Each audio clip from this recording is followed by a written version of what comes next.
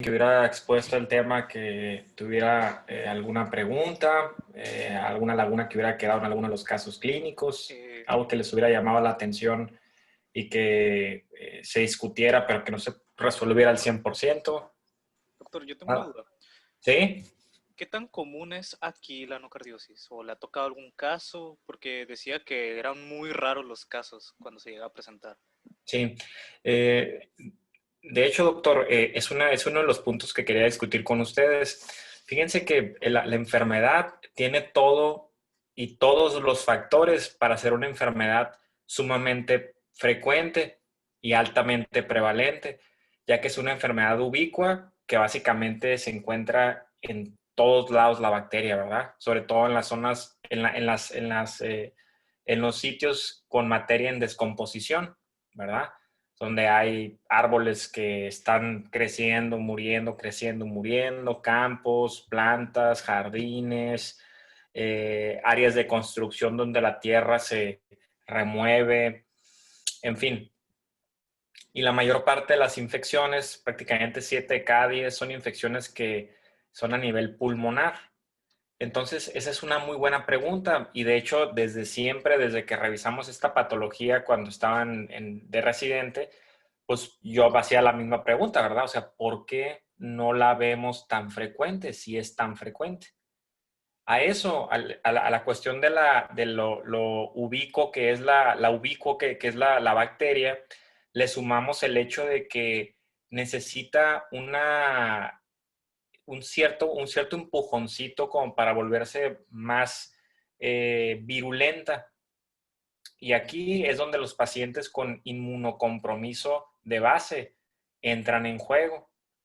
Habitualmente estas infecciones, porque si se acuerdan lo que hace la nocardia, si les explicaban sus compañeros ayer, prácticamente la nocardia es como siempre les hago analogías de película, ¿eh? Imagínense a la película de Man of Steel de Superman, cuando llega a los Estados Unidos y lo esposan, ¿no? Que le dice Louis Lane, ay, ¿por qué dejaste que te esposaran, no? Pues nada más para que estuvieran tranquilos, ¿verdad? Hay bacterias que se dejan fagocitar, pero que realmente es su modus operandi. O sea, se dejan fagocitar, pero no se une el fagolisosoma, o cuando se une el fagosoma con el lisosoma, automáticamente disminuyen el pH para evitar que tenga un efecto deleterio dentro del lisosoma como tal. Entonces, eso es lo que hace la nocardia. Entonces, cuando los macrófagos están batallando un poco para eso, se ayudan de otros tipos de inmunidad celular, ¿sí? Que son los linfocitos. Entonces, si ustedes se ponen a pensar, cuáles son las infecciones que suelen cursar con linfopenias graves? Por ejemplo, ¿a alguien se le ocurre una infección que tenga linfopenia per se? VIH. Eso, muy bien, el VIH, ¿verdad? Entonces, ¿por qué no lo vemos con VIH? A lo mejor alguien levanta la mano y dice, doctor, es que los pacientes con VIH que tienen linfocitos bajos les dan profilaxis con trimethoprim con sulfamethoxazol y esa es la terapia de elección para la nocardia. Ok, muy bien, pero fíjense que hay estudios muy interesantes en los pacientes trasplantados, que es otro grupo vulnerable, en el cual les dan la profilaxis, pero aún así la prevalencia no cambia. O sea, si ponemos 10 pacientes con profilaxis versus 10 pacientes sin profilaxis, a la misma proporción de pacientes les da nocardiosis independientemente de la profilaxis. Entonces, pues decimos, a ver, ¿por qué no hay tanta? Entonces hay muchos pacientes o abundan pacientes ya con inmunodeficiencias celulares adquiridas o congénitas. Hay mucha bacteria en el ambiente. Entonces, ¿por qué no tenemos tanta infección? ¿Verdad? La otra condicionante es de que tenemos patologías que simulan en un grado sumamente, ahora sí que exacto, a lo que es la nocardiosis, ¿verdad? Imagino que discutieron una de ellas el día de ayer. Y la principal es la tuberculosis pulmonar, ¿verdad? La nocardia afecta los pulmones primordialmente. Tuberculosis afecta a los pulmones primordialmente. La nocardia tiene una infección o una evolución subaguda o crónica. La tuberculosis igual. La nocardia suele tener los síntomas similares a los de la tuberculosis. Tos, puede haber hemoptisis o hemoptoicos, Radiológicamente puede haber cavitaciones y afección alveolar, la tuberculosis igual. La nocardia suele ser ácido alcohol resistente, la tuberculosis igual, bajo el microscopio y con una tinción de Ziehl-Neelsen o de Kinune, si ustedes leyeron, ¿verdad? Entonces, ¿por qué no tenemos una prevalencia alta de nocardiosis? ¿Sí? Hay una hipótesis y la otra es el cultivo, ¿verdad? Que no, pues con el cultivo hacemos la diferencia, pero el problema con el cultivo es de que a pesar de que la bacteria es aeróbica, la bacteria es de lento crecimiento, como la tuberculosis también, ¿verdad? De hecho, la bacteria nocardia se parece mucho a la tuberculosis desde el punto de vista estructural, porque ayer les comentaron que en su pared tiene ácidos lipídicos que son los que les dan la propiedad de ácido alcohol resistente, ¿verdad? Entonces, la respuesta, doctor, es no lo sé, pero en la mayor parte de las revisiones de casos se culmina diciendo la nocardiosis está sumamente infradiagnosticada, ¿verdad? Hay veces yo que juego con mis compañeros infectólogos y les digo que cuando me muera, me voy al cielo o al infierno, me van a decir, dime, ¿quieres saber una verdad de cuando estabas vivo en la tierra? Y yo le voy a decir sí. Y me van a decir, 7 de cada 10 bares que vistes positivos no eran micobacterias, eran nocardias, ¿verdad? Entonces, dices, ay, no, pues a lo mejor sí es cierto, ¿verdad? A lo mejor estamos infradiagnosticando la nocardia. Realmente el tratamiento para la tuberculosis le pega a la nocardia de cierta manera, ¿verdad? Y también tiene la característica del tratamiento, que el tratamiento es largo como el tratamiento para una nocardiosis, ¿verdad? Con esto, ¿qué es lo que les quiero decir? Que cuando vean una tuberculosis que sigue siendo hasta ahorita, porque no tenemos evidencia de lo contrario, la patología granulomatosa, pulmonar, ácido alcohol resistente, con evolución subagudo crónica, más prevalente en nuestra localidad. Les digo, hasta no demostrar lo contrario, sería un buen proyecto de investigación, ¿sí? Evaluar de los pacientes con enfermedad cavitada y VAR positivo, cuáles son nocardia y cuáles son micobacterias. Siempre hay que pensar en la nocardia. Doctor, y en esos casos en los que pues se pensó que era tuberculosis y se hizo, o sea, se le dio el tratamiento como si fuera tuberculosis y se dijo que pues sí le puede servir, ¿no? Aunque sea nocardia, pues sí le ayuda prácticamente. O sea, ¿cuál sería como la, o sea, la consecuencia o lo malo de no haber hecho el diagnóstico correcto? O sea, que se quede así subdiagnosticada. Sí, imaginemos que nada más tenemos la tinción de VAR y tenemos un paciente así con desnutrido, con VIH si quieren, y tiene una enfermedad cavitada y le hacemos una expectoración y salen VAR positivo 3 de 3. E incluso si ustedes googlean ahorita factor cuerda en la tuberculosis, van a ver que el factor cuerda es una propiedad que tienen las micobacterias que son más virulentas de formar como cuerdas bajo el microscopio. O sea, se unen, se agarran de las manos como para hacer más fuerza, ¿verdad? Entre micobacteria y micobacteria. Entonces, eso también simula un poquito lo filamentoso que son las nocardias, ¿verdad? O sea, si ponen en Google nada más como nocardia, filamentos, VAR, y le dan una imagen, y luego le ponen micobacteria, factor cuerda. Se van a parecer muchísimo, ¿sí? A lo mejor los cuerdas son ángulos un poquito más obtusos, los filamentos de la nocardia son ángulos un tanto más rectos, pero esto varía mucho, ¿verdad? O sea, no vamos a ponernos a medir los ángulos así. Pero impacta en el hecho de que la nocardia, tanto como la tuberculosis, pueden recaer, ¿sí? Entonces, la nocardia también se queda quiescente dentro de los macrófagos, ¿verdad? O sea, se mete al macrófago y dicen, apaguen las luces para que no vean que estoy aquí. Ya después de que se vayan todos a sus casas, yo voy a salir y voy a replicarme nuevamente. Entonces, también hay reactivaciones de nocardia. Entonces, de ahí recae el hecho de que los pacientes mejoran con el tratamiento, pero vuelven a recaer.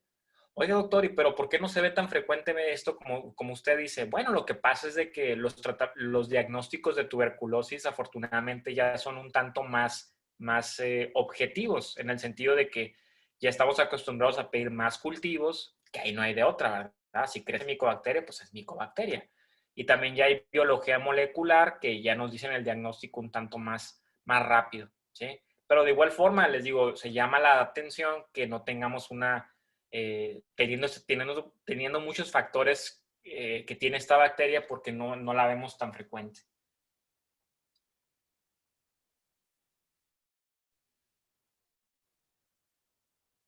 ¿Alguien Doctor, más? ya ve que decía que es muy frecuente que se vea asociada, bueno, que es como una forma de diferenciarla de tuberculosis y que esté asociada con manifestaciones cutáneas y cerebrales. ¿No le ha tocado que sí venga como que todo el cuadro o nada más puro como si fuera tuberculosis? Sí, sí, en los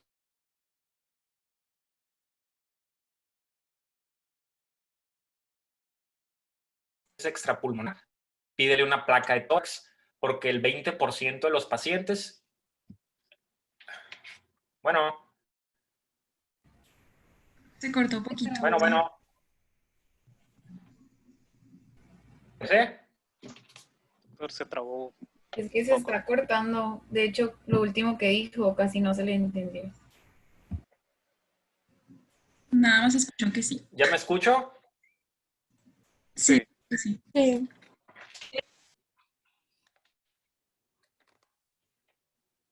Bueno. Sí, ya se escucha.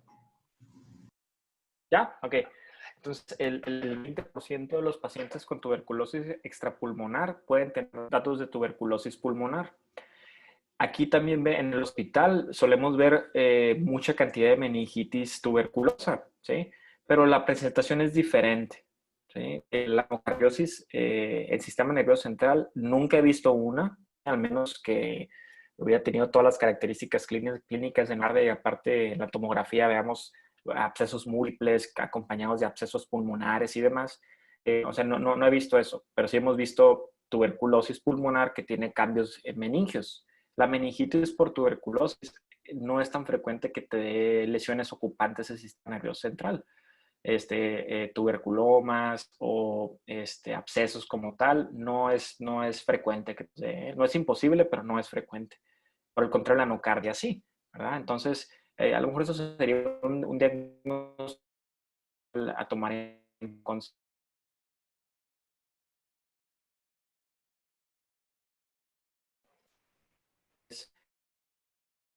Por un cuadro positivo, se le hace una tomografía y se observa un absceso cerebral en nocardia, ¿verdad? Eso hasta demostró lo contrario, una nocardia. Así de sencillo, el entorno clínico te da el panorama para que pienses en ese patógeno. Nada, aquí, gracias. Sí. ¿Alguien más? ¿Preguntas?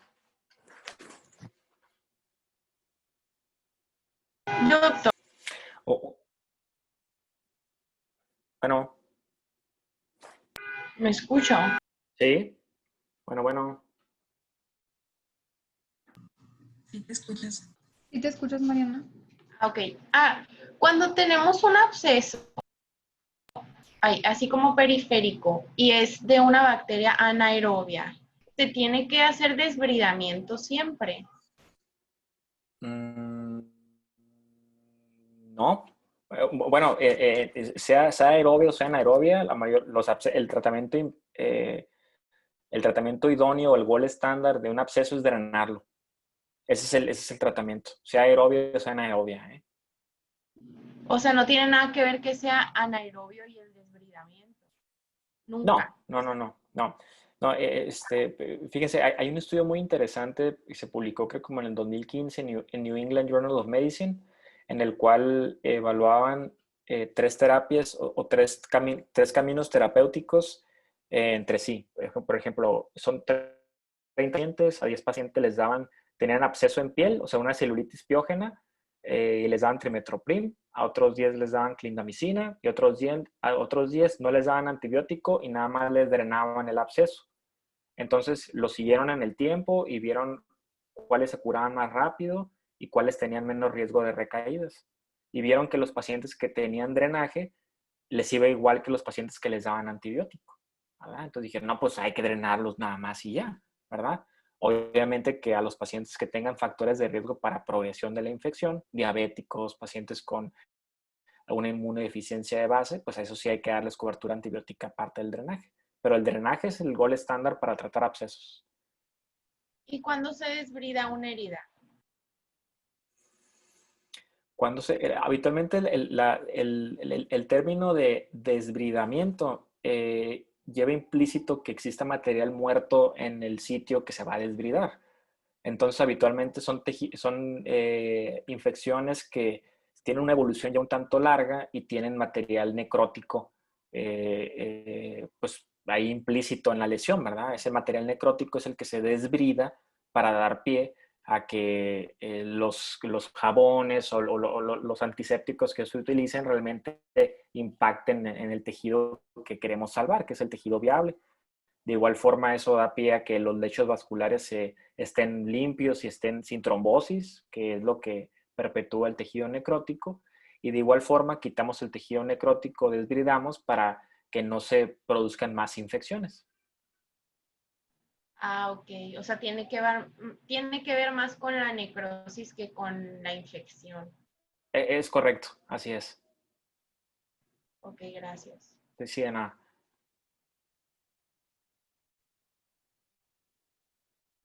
¿Alguien más? ¿Dudas, preguntas? Fíjense, no me acuerdo si es compañero o compañero, me mandó un correo electrónico y me dijo, doctor, que usted considera que es más frecuente nocardia, pulmonar o cutánea, porque en la literatura dice más pulmonar, es en efecto es la pulmonar. Les comento un caso que tuve este año en la consulta, es un señor, Efraín se llama el señor. Es un señor que a mí me llegó, pues me habló una residente porque dijo, doctor, es que le dijeron que tiene cáncer a este señor, pero yo pienso que es una infección cutánea, ¿no? Entonces es un señor que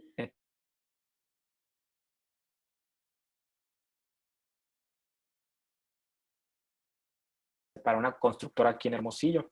El paciente tenía diabetes, fumaba. El señor tenía una evolución más o menos de 3 meses con una lesión que inició en la pantorrilla derecha, que inició como un grano, como un piquete. Es un grano nada más. El señor se rascó ese grano y le comenzaron a salir más granitos, ¿sí? Eventualmente se hizo una lesión geográfica pustular, o sea, muchas pústulas eritematosa, pero no tenía tanto dolor. O sea, no era así algo que, o sea, lo veías y se veía muy impactante, pero no le dolía tanto, ¿verdad? Una característica medio interesante para la piel, porque la piel, recuerden que es muy dramática, ¿eh? Si se han quemado el sol o se han lesionado, pues la piel, los sensores del dolor, pues los receptores del dolor son muy abundantes. En fin, entonces llega la consulta, perdón, lo veo en urgencias y efectivamente decimos, pues esta es una infección, ¿verdad? Esto no es una neoplasia. Y pensamos en estas dos infecciones, ¿no? Y me decía la gente, ¿cree que sea una nocardiosis? ¿Cree que sea una coccidioidomicosis cutánea? ¿O cree que sea una actinomicosis, ¿verdad? Para esto el Señor nos juró y nos perjuró que no se había lesionado, al menos que él hubiera identificado como tal una lesión, pero que él se la llevaba en trabajo de campo, ¿verdad? Dije, no, pues bien me pude haber pinchado ahí con una rama o algo así. Bueno, la cosa es que lo vimos en el consultorio al siguiente día y hicimos ya que revisamos la lesión, presionamos de las pústulas y salió como un granito, como café oscuro. Entonces dijimos, no, pues parece que es un actinomicetoma, ¿verdad? Los actinomicetomas son micetomas falsos, o sea, micetomas por bacterias, pero no sabemos qué bacteria es, ¿verdad? Entonces vamos a hacer una tinción de Gram, ¿sí? Entonces le hicimos la tinción de Gram e inicialmente, si ustedes se acuerdan cómo se hace la tinción de Gram, la tinción de Gram puede quedar una tinción muy gruesa y dice uno, la tinción me quedó muy gruesa, como que pues está mal la tinción, ¿verdad? Y habitualmente se ven todos los pigmentos o los plastrones de tinción en la laminilla y es una mala tinción, ¿verdad? Y aquí pensamos que el paciente tenía eso, pero no, o sea, realmente eran los filamentos de la bacteria gram positiva, ¿verdad? Entonces dijimos, ok, vamos a hacer una tinción de quinión. La tinción de quinión básicamente es una tinción de Sil-Nielsen, que es la que utilizamos para la tuberculosis, pero la quinión es una tinción en frío, o sea, no calentamos como tal las laminillas. Pueden googlearlo o buscar en YouTube tinción de quinión versus tinción de Sil-Nielsen y van a ver que es una tinción en frío. Y la tinción estuvo negativa, ¿sí? No cultivamos nada, porque acuérdense que el Actinomyces es una bacteria aerobia o anaerobia. Anaerobia. Anaerobia, ¿verdad? Entonces no cultivamos nada, no creció nada en el cultivo, ¿verdad? Pero dijimos, ok, tiene una lesión periférica, ¿sí? Sugería más una nocardia, ¿sí? Porque la nocardia está en el ambiente y todo lo demás, ¿no? O sea, esa fue la lógica del pensamiento. O sea, es una lesión periférica que se puede haber inoculado, entonces es una nocardia, pero la tinción Sil-Nielsen resultó negativa, ¿verdad? Entonces, perdón, la tinción Quinión resultó negativa. Entonces, ¿qué es? Pues lo más seguro es que es una actinomyces. Una actinomyces cutánea, está rara, ¿verdad? Entonces, ¿por qué pasó esto? Revisamos el pulmón con una tomografía, limpio el pulmón, ¿sí? Y dimos tratamiento para el paciente. Al paciente le dimos un tiempo amoxicilina, un tiempo ampicilina porque se nos acabó la amoxicilina en el hospital, pero resolvió la lesión. Entonces, la conclusión fue que le pedimos serología para coccidioides, una pequeña biopsia de la piel no reveló más que granulomas, ¿sí? Tinción Sil-Nielsen negativa, no tiene lesiones. O sea, fuimos descartando medio razonablemente de alternativas diagnósticas, pero aquí la moraleja es de que, les digo, lesiones orofaciales o cervicales, actinomyces, porque aquí vive. Lesiones periféricas y pulmonares, nocardia, pero no siempre se cumple eso, ¿verdad?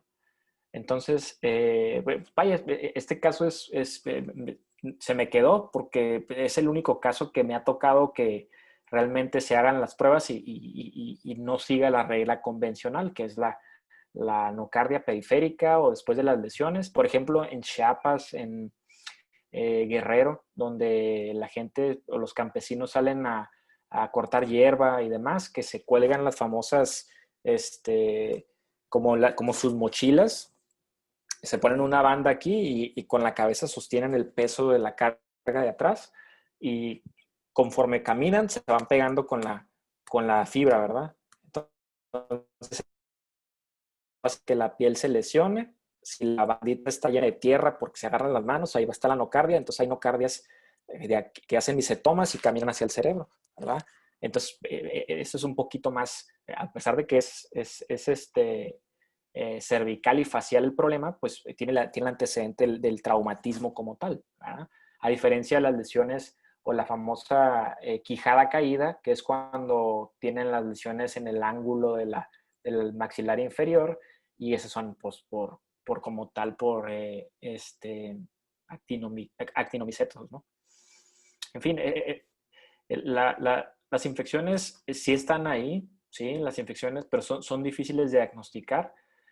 Sí tiene trascendencia el que diagnostiquemos bien una y otra porque los tratamientos difieren y también la gravedad difieren. Es mucho más grave una nocardia que una actinomyces, ¿verdad? A lo mejor eso no lo dicen los textos de forma fehaciente, pero es mucho más grave. Las recaídas de nocardia son más frecuentes, la diseminación es más frecuente, entonces aguas con la nocardia. El actinomyces, pues sí son infecciones, pero muchas de ellas suelen mejorar solitas, ¿verdad? Por ejemplo, un absceso ontogénico con que el paciente se lave los dientes o utilice enjuague, muchas veces con eso resuelve el problema, ¿no?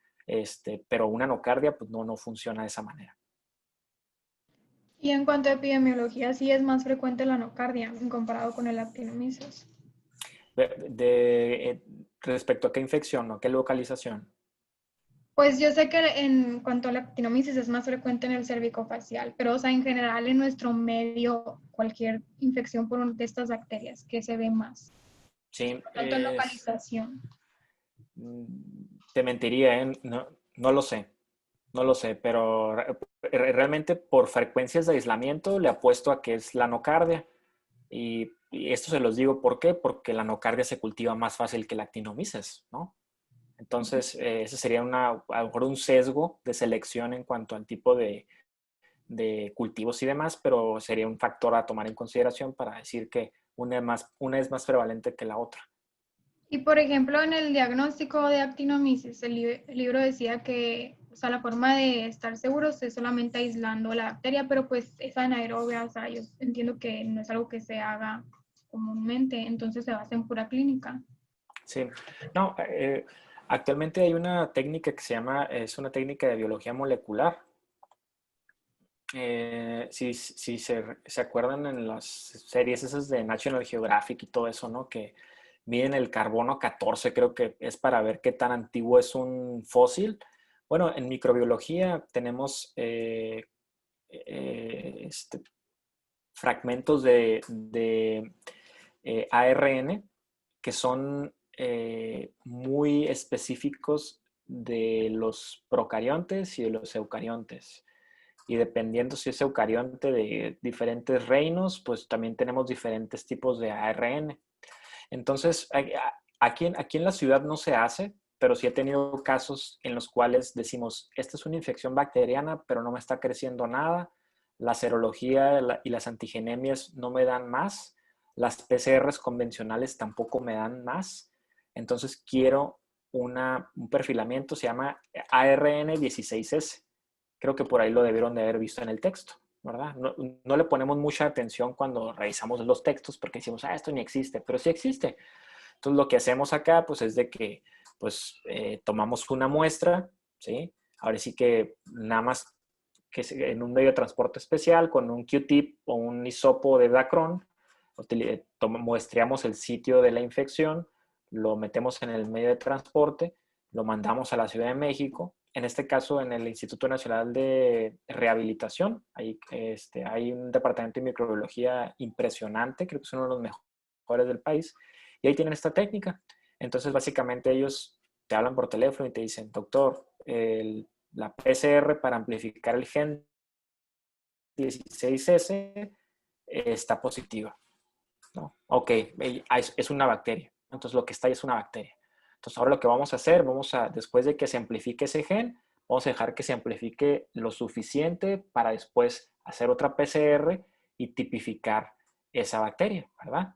Entonces, ahí sí ya nos dicen, es una bacteria X. Entonces, es una bacteria fastidiosa, no les va a crecer en los medios de cultivo convencionales. Entonces, pues ahí está el diagnóstico, ¿verdad? Lo mismo se hace con la actinomyces.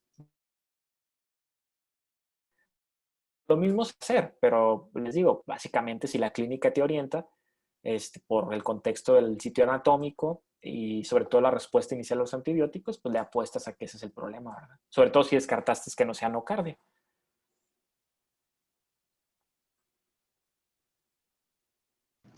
Ok, gracias.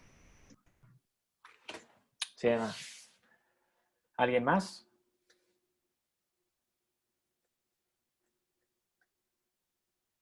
Sí, lo único diferente desde el punto de vista del espectro clínico de una nocardia y una actinomyces a nivel pulmonar, no sé si leyeron un término que se llama, o si lo han visto, ¿no? Sobre todo ustedes que rotan en el Hospital General del Estado, una condición que se llama empiema necessitatis, ¿no? O lo pueden googlear. Básicamente, el actinomyces, irónicamente, a pesar de que es anaerobio, ¿sí? Se suele implantar como las lesiones son por broncoaspiración, tampoco esto es una regla general, pero si ustedes broncoaspiran por la anatomía habitual del ser humano y de los bronquios, pues el bronquio derecho está un poquito más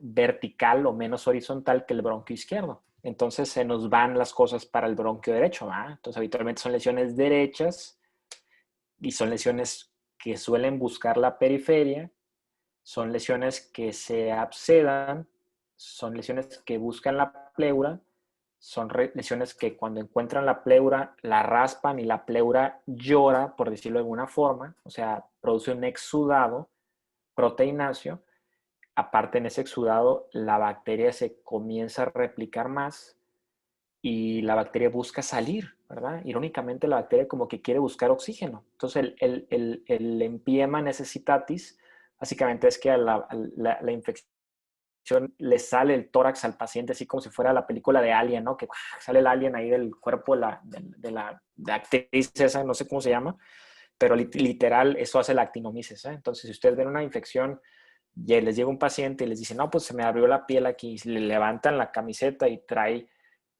básicamente puntilleo con pus, pero el paciente está estable, piensen en actinomices, ¿verdad? Un diagnóstico diferencial es un empiema por tuberculosis, pero también es un diagnóstico diferencial la actinomicosis, ¿no?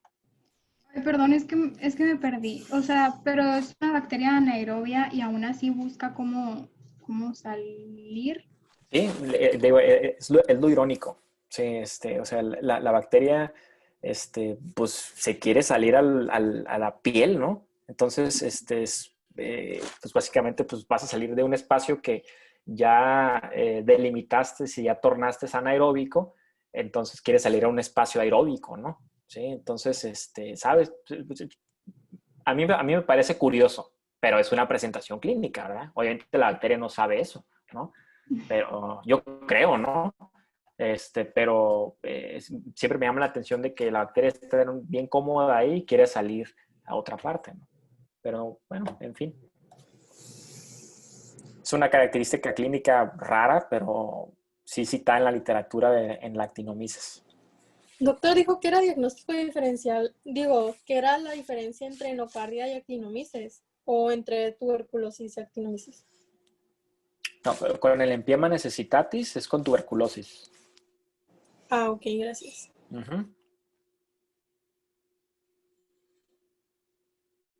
Muy bien, pues esa es la cuestión de actinomices y nocardia. Son bacterias muy parecidas, habitualmente van agarradas de la mano, pero una es oportunista como tal, que es la actinomices, y una es patógeno primario, que es la nocardia, ¿verdad? Entonces hay que pensar en ellas. Creo que ya discutimos medio a fondo el por qué están infradiagnosticadas, o la actinomices por los cultivos que no se pueden muchas veces, y la nocardia porque pensamos en otras infecciones que la simulan, de paréntesis tuberculosis, pero pues de todos modos es su obligación tenerla dentro del diagnóstico diferencial en las lesiones pulmonares sobre todo, ¿no? Muy bien, ¿alguien más? O si no, ya empezamos con legionela, lo que alcancemos. Pues voy a ir poniendo la presentación. Sí. Como preámbulo a la plática, acuérdense de legionela. Si vieron luego se ríen, no los escucho, pero siempre hago analogías de películas, siempre se los repito. Pero me acuerdo mucho de la película de Bastardos sin Gloria, porque si ven los soldados de la SS, los alemanes, los nazis, ahorita traen un casco gris y traen una vestimenta gris. Y muchos de ellos están en un campamento ahí, con su cacerola de hierro, y todos son muy valientes, ¿verdad? Entonces, alguna vez vi la neumotecnia, no me acuerdo dónde, pero la legionela es así. Legionela o legionario es un soldado, ¿sí? Con un casco de plata, que es la tinción de plata, que es para ver la legionela, ¿verdad? Con su cacerola de hierro, porque ocupa un medio enriquecido con hierro, ¿no? Y en inglés, temeroso se le dice sisi, ¿no? Y también ocupa cisteína para crecer, ¿verdad? Entonces, un soldado con traje gris o traje plateado, con casco plateado, que está sentado en el fuego, en el fuego porque es carbón, ¿verdad? Entonces ocupa charcoal, que es carbón, ocupa iron, que es hierro, y ocupa cisteína, que el soldado no es sisi, ¿verdad? Entonces, en general, esa es la legionela.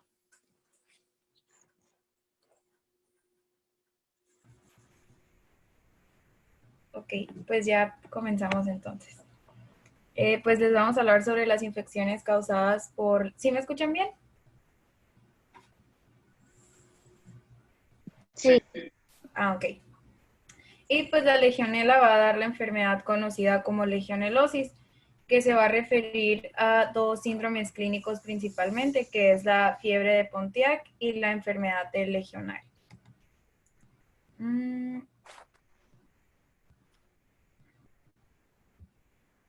Ok, con respecto a su etiología, se identificó por primera vez en 1976 debido a que hubo un brote neumónico días de una convención anual de legionarios en un hotel de Filadelfia.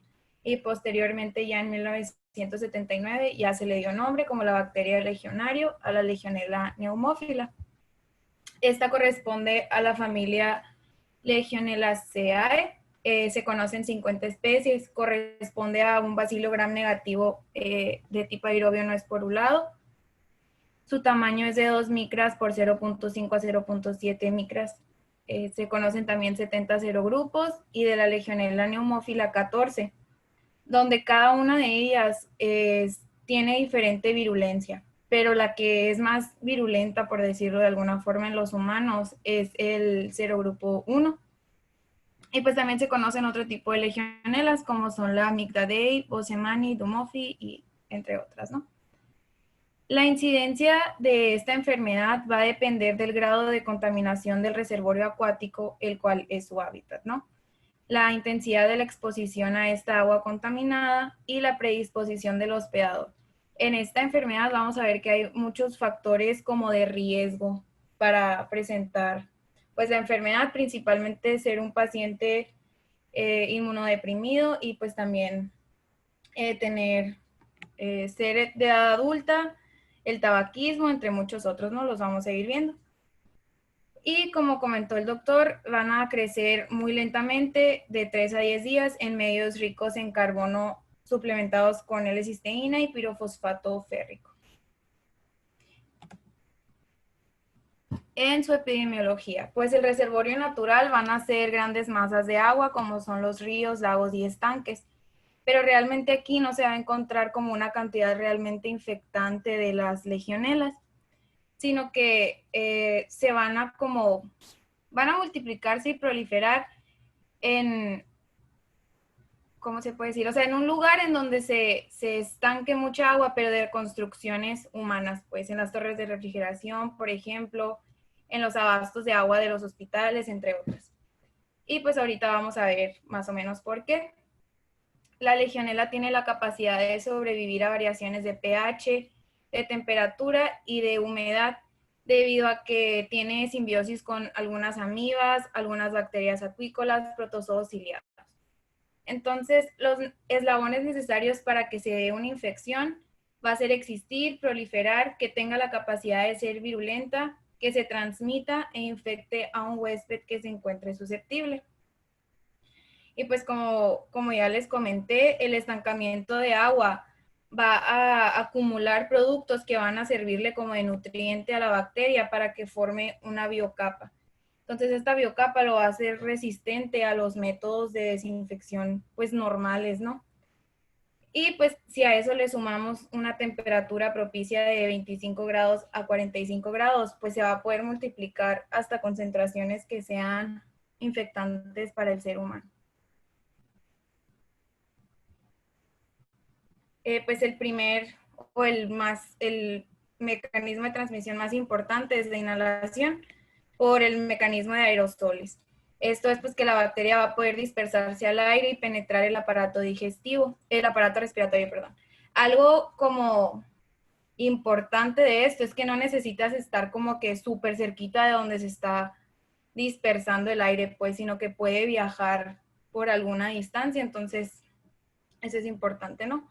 Y otro mecanismo que se ha estado estudiando, que se ha visto que también tiene mucha importancia, es la aspiración, ya sea microaspiración después de una colonización orofaringia en pacientes inmunodeprimidos que se encuentren en el hospital principalmente, y una macroaspiración en pacientes que estén sometidos a una nutrición enteral que incluya la administración de agua de grifo, la cual pues esté contaminada, los lavados de sondas nasogástricas o broncoaspiración en pacientes que no estén conscientes.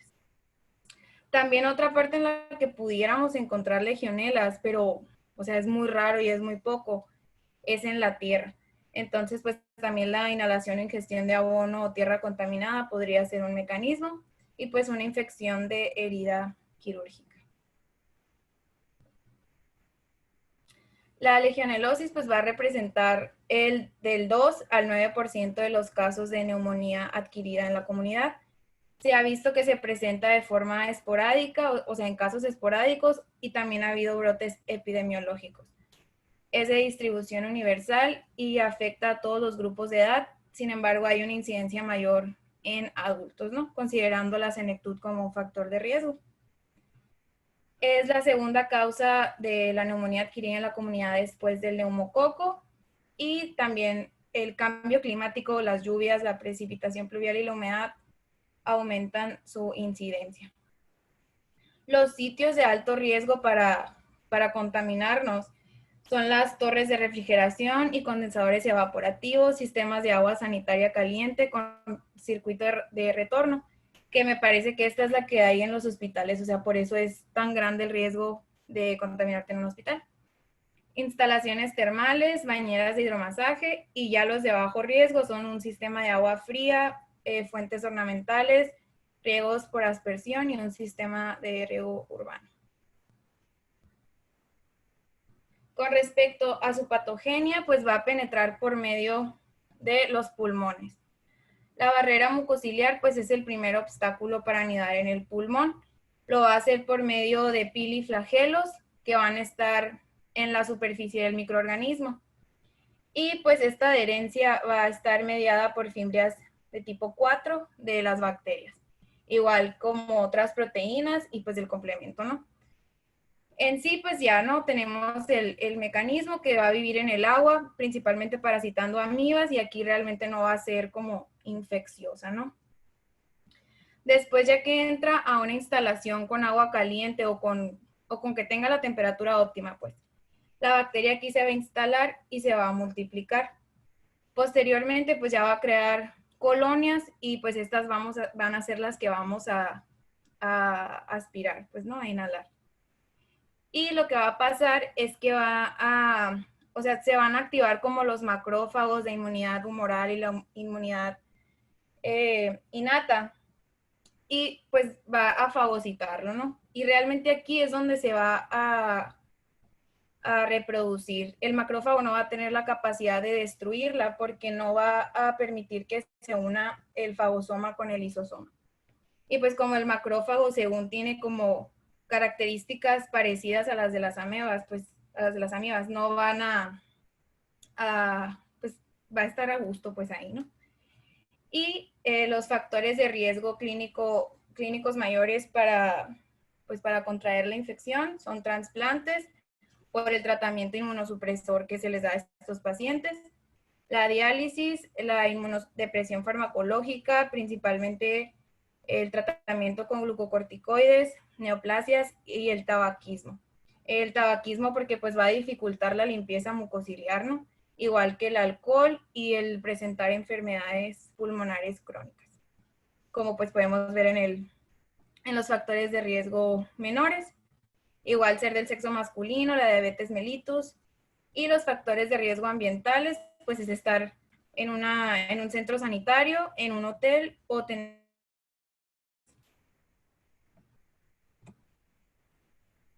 Y el cuadro clínico. También ya comenté que el serogrupo 1 de la Legionella neumófila es la más infectante para el ser humano, y pues su cuadro clínico es muy variado. Puede ir desde una infección subclínica a como es la fiebre de Pontiac, o ya el paciente puede presentar neumonía, como es en la enfermedad del legionario.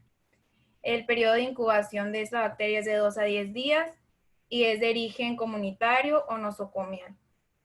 Pues realmente la infección subclínica van a ser infecciones que van a ser interpretadas como víricas, y pues ya nos pasamos a las enfermedades que sí pues tienen síntomas de fiebre de Pontiac. Esta es la forma no neumocócica de la legionelosis. Es aguda, es de evolución limitada y es de tipo gripal. donde sus principales síntomas es el malestar, la fatiga y las mialgias. Sin embargo, también se pueden presentar otras, como son las artralgias, náuseas, tos, dolor abdominal, diarrea y leucocitosis, donde va a haber predominio de neutrófilos. Ahorita se me olvidó decir, pero realmente ni los neutrófilos, o sea, lo único que va a poder como destruirla es que ¿cómo se dice? O sea, que no logre escapar del mecanismo del macrófago, pues, porque realmente ni los neutrófilos ni la respuesta humoral van a poder destruirla porque es resistente, pues, o sea, no alcanza a ser tan fuerte para destruirla.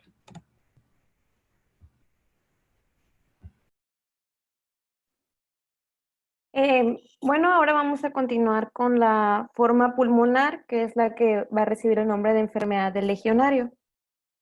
Al inicio de esta forma de presentación clínica, los síntomas y los signos que aparecen son muy, muy generales. Por ejemplo, aparece de forma brusca fiebre, escalofríos, cefalea y mialgias. Y más tarde es cuando dan inicio los síntomas respiratorios, que principalmente es tos seca, la cual se vuelve productiva dentro de los 3 a los 4 días posteriores. Y en un cuarto de los casos, esta tos productiva puede ser hemoptoica. Como ya se mencionó, pues esta forma es en sí la neumonía que es provocada por la legionela.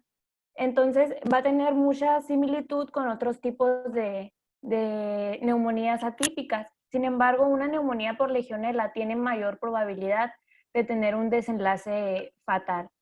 Entonces, en esta, la disnea y la insuficiencia respiratoria aguda son muy frecuentes. También otra característica importante de una infección por legionela es que usualmente aparecen manifestaciones extrapulmonares, que generalmente son gastrointestinales o neurológicas. Y estas se producen a partir de una diseminación hematógena de la infección a partir del pulmón.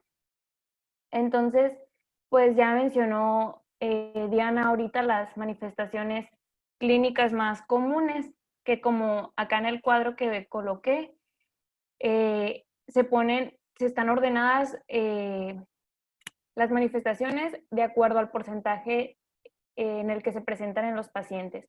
Y vemos cómo la tos es la manifestación más común, pero también los síntomas como la cefalea o la confusión tienen un predominio alto.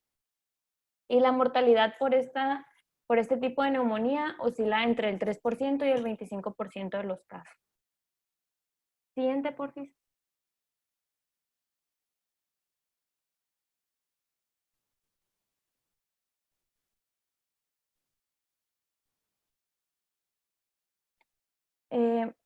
Bueno, y aquí tenemos claves que nos pueden orientar hacia un diagnóstico de legionela, que el principal o de los más importantes es obviamente tener un contexto epidemiológico adecuado.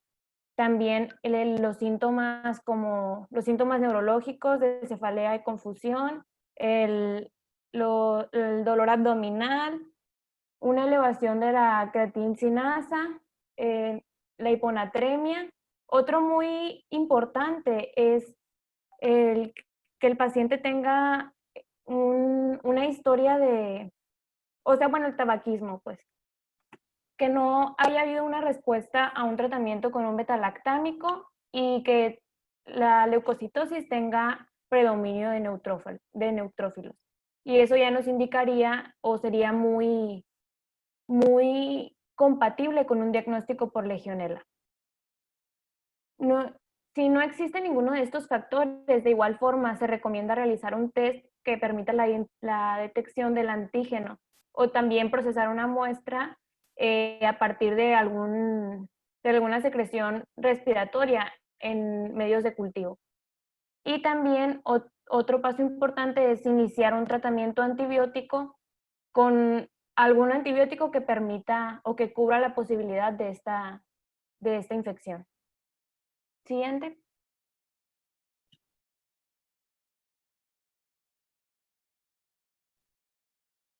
Y para el diagnóstico tenemos 3 formas principales de realizarlo. La primera es el aislamiento a partir de muestras respiratorias, que esta es la técnica de elección y si se realiza de forma adecuada, pueden alcanzar una sensibilidad y una especificidad hasta el 100%. El medio de cultivo que se utiliza con preferencia es el agar de carbón tamponado y extracto de levadura. Este crece a partir de 48 horas de incubación a una temperatura de 37 grados centígrados y forma estas colonias de color azul. La otra forma de diagnosticarla es la detección del antígeno en la orina. Y este medio de diagnóstico es responsable del 70% de los casos en los que se diagnostica la legionelosis. Y esta tiene la ventaja de que a partir de esta forma se puede detectar desde el inicio de los síntomas y que en algunos casos el antígeno puede continuar o puede estar presente incluso meses después de la infección. Y por último tenemos la detección de anticuerpos específicos en serología. Y en esta se utilizan 2 muestras de suero. La primera se recoge en la fase aguda de la infección y la segunda ya en un periodo de convalecencia, que sería entre 6 y 8 semanas después. Pero esta forma únicamente se va a limitar a los serogrupos que corresponden del 1 al 6. Siguiente, por favor. Y ya conforme al tratamiento, el tratamiento de elección o el tratamiento clásico es a partir de macrólidos y fluoroquinolonas. Y por ejemplo, los macrólidos, pues estos tienen la desventaja de que la actividad que estos tienen se limita a ser únicamente bacteriostática. Y aquí se utilizan con mayor frecuencia la citromicina y la claritromicina. Y por otro lado, las fluoroquinolonas, estas sí tienen una actividad bactericida. Y esta es el tratamiento de elección para los pacientes trasplantados. Y el fármaco que se utiliza es el levofloxacino. Y por ejemplo, aquí en esta tabla se muestra la forma en la que se utilizan, o sea, su dosificación. Y por ejemplo, primero, estos fármacos se administran vía intravenosa hasta alcanzar la apirexia del paciente. Y ya una vez que nosotros bajamos pues la fiebre, se continúa con el tratamiento por vía oral, que son 500 miligramos cada 12 horas en el caso de la claritromicina y el levofloxacino. Y la citromicina tiene también ahí una ventaja de que que es únicamente una toma diaria. Y este tratamiento se limita al caso de la enfermedad del legionario o que es la forma pulmonar, pues. Pero en el caso de la fiebre de Pontiac, el tratamiento es únicamente sintomático y como esta tiene una evolución benigna, no va a ser necesario utilizar antimicrobianos. Y ya el tiempo que se utilice este tratamiento va a depender de la función del fármaco escogido y obviamente de la situación inmunológica del paciente, porque pues los pacientes que tengan un sistema inmune comprometido obviamente van a necesitar más tiempo de este fármaco, de este tratamiento, perdón, que varía de entre 10 a 21 días. Siguiente. Bueno, y aquí pues traemos la presentación de un caso clínico. Siguiente, por favor. Bueno, este es un varón de 46 años, el cual acude a un centro de salud porque presenta fiebre de más de 39 grados centígrados. No tiene ninguna otra sintomatología acompañante y a la exploración física este se encuentra normal, entonces el médico le da un tratamiento sintomático con paracetamol. Al siguiente día, el paciente acude ahora a su médico de cabecera por la persistencia de esta fiebre. E igual no tenía ninguna variación en la exploración física, entonces se decide continuar con el tratamiento con paracetamol. Bueno, y a los 5 días de que la fiebre persistía, comienzan a aparecer los síntomas respiratorios como la disnea y la tos. Entonces, bueno, tos con expectoración hemoctóica. Entonces ya en este momento el paciente fue remitido a un servicio de urgencias en el cual se le practicaron las diversas pruebas complementarias. Siguiente, por favor. Como antecedentes del paciente, bueno, es que este paciente es un fumador de 40 paquetes al año, que si nosotros observamos la tabla esa que coloqué, pues esa cantidad lo coloca como con un riesgo intenso de padecer alguna enfermedad pulmonar obstructiva crónica, que eso lo convierte o sea, en que tenga un alto riesgo de desarrollar una infección por Legionela. Otro antecedente que se menciona del paciente es que tenía una cirugía por un colesteatoma que lo deja con una parálisis facial periférica derecha. No sigue ningún tratamiento habitual y tiene otro antecedente importante, y es que una semana antes de que el paciente presentara la clínica, refiere haber estado en un hotel del Levante, que creo que es una región que se encuentra en la cuenca del mar Mediterráneo. Siguiente, por favor. Bueno, y los datos que se obtuvieron a través de las pruebas que se le realizaron al paciente, pues se observa que el paciente tenía una leucocitosis con predominio de neutrófilos. En la bioquímica, el paciente pues tiene 134 de sodio y una elevación de la proteína C reactiva.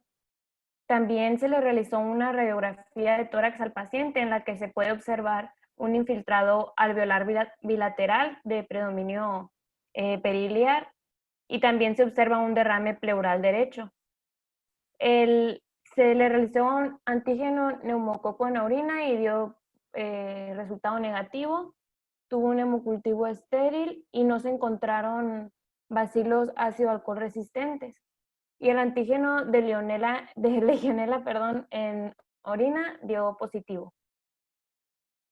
Siguiente. Entonces el paciente es diagnosticado con una neumonía bilateral adquirida en la comunidad por Legionela pneumófila. Entonces el paciente ingresa a planta de medicina interna y se le administra un tratamiento antibiótico intravenoso con ceftriaxona, levofloxacino y rifampicina. Y también se acompaña de una oxigenoterapia a alto flujo. El paciente tuvo una mala evolución y al tercer día lo trasladan a la unidad de cuidados intensivos, donde el paciente pasa 10 días de intubación orotraqueal. Y a partir del 10º día el paciente comienza a progresar favorablemente. Y aquí coloqué 2 puntos que son importantes o que debemos de tener en cuenta en el diagnóstico y el tratamiento de una infección por Legionela. Y el primero es que esta se va a manifestar siempre con una pobre semiología pulmonar, y a partir del 4º día es cuando comienzan los síntomas, que generalmente comienza con tos seca. Y cuando nosotros tenemos la fiebre como única sintomatología, es muy importante que sigamos en observación de ese paciente, esperando al primer hallazgo que nos permita a nosotros comenzar con un tratamiento antibiótico que pueda abarcar la posible etiología o una posible infección por Legionela.